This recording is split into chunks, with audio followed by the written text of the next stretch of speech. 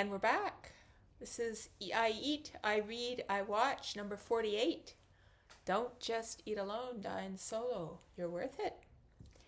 Today I'm eating risotto, asparagus, and cold roast chicken. After a long day of work in the old days, if I'm being completely honest, I might have reached for a box of Kraft Dinner, KD as I know it. I don't go there anymore, but the need for creamy carbs hasn't gone away. So this time I reached for their arborio rice. Well, before that I reached for a mix of diced onion and diced mushrooms, which I sautéed in a mix of oil and butter in a pot.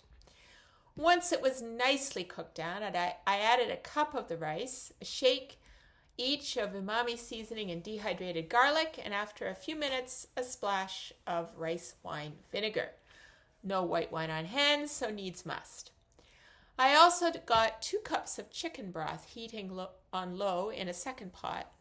Once the rice was just about sticking to the pot, I added a half cup or so of the heated chicken broth. It made a nice sizzle in the hot pot and the rice got to cooking. What's a June meal without asparagus? So I added bits of liquid to the rice and stirred regularly. As I added bits of liquid to the rice and stirred regularly, I took a half bunch of Red Bud Farm asparagus, my friend's farm near Wainfleet, shook them in a little olive oil, lay them on the air fryer basket, turned the air fryer on at 350 and let it heat up. After a moment, I put the basket in and turned it on for 6 minutes or so. The rice was coming along well with the stirring and adding liquids, so I turned my attention to a few greens from the garden and lay a little red cabbage slaw on top of it. And then cut a little breast meat off the roast chicken I bought at the grocery store a couple of days ago.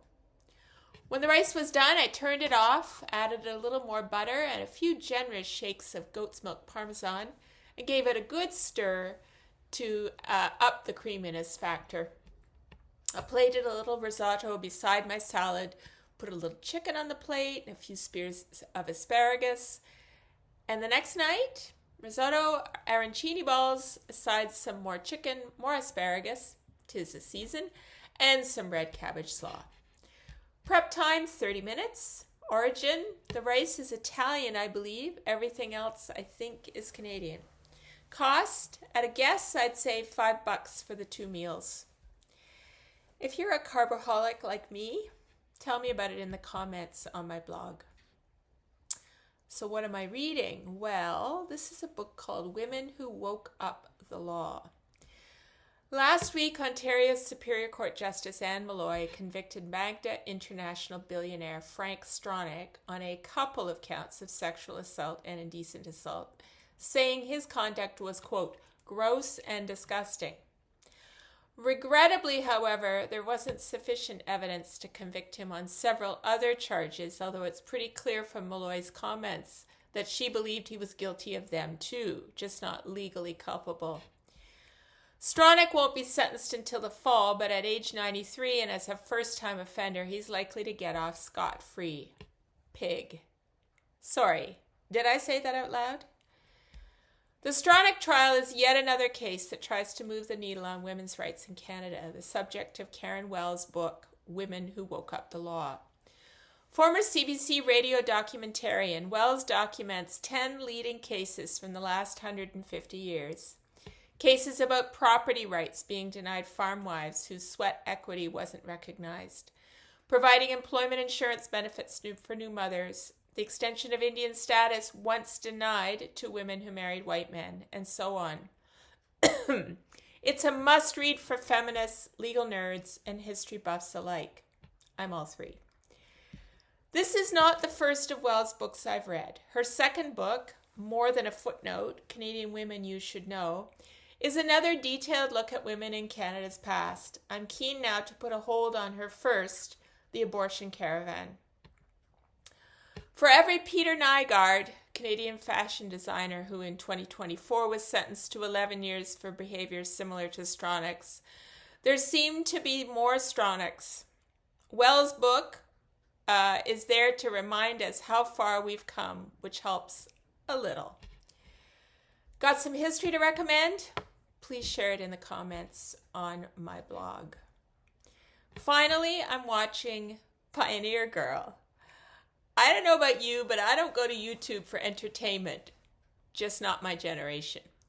I do, however, listen to Q on CBC Radio. And so last week when Q guest host Garvia Bailey interviewed former Heritage Minute producer Davida Aronovich about her YouTube series Pioneer Girl, I couldn't resist checking it out. Aronovich used to produce Heritage Minutes, those iconic TV PSAs capturing moments in Canadian history and doing so with a high degree of attention to historical detail. According to the interview, you won't find any continuity problems or anachronisms in the 105 segments, some dating back to 1990, with subjects ranging from macaroni to Laura Secord to Vimy Ridge and, my favorite, Winnie the Pooh. If you don't know these, check them out, and I've put a link on my blog. Be warned, though, it's a bit of a rabbit hole. Aronovich isn't doing that anymore, though. Instead, she's working on Prairie Girl. So far, just 6 six-minute episodes.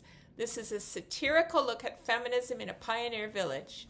Think the village at Black Creek, just up the road from me in Weston. One of those school trip destinations we made from the farm in Huron County, despite living in the middle of an Amish community. Anyway, this short series is fun and made me think, too. Worth a look. If you've found something good on YouTube, please share it in the comments section on my blog. And thanks so much for watching.